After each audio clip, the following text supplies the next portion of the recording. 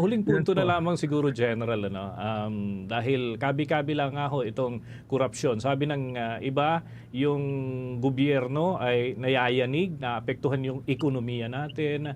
Kayo ho ay meron bang mensahe para ho sa kasalukuyang sitwasyon at sa mga kababayan natin para hindi sila magambala, hindi maapektuhan yung kanilang focus, ika nga, no? Pati yung mga negosyante at iba't ibang sektor na rin.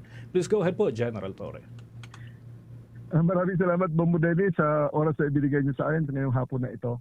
Ang palagi ko lang masasabi dyan, tandaan natin sa ating mga kababayan, mayroong batas na umiiral at ang batas at ang gobyerno ay buo pa rin. Lagi po nating tandaan, okay lang po magbigay ng iba-ibang kuro-kuro dahil na-recognize natin na tayo ay 7,100 islands with more than 100 languages and ethnicities.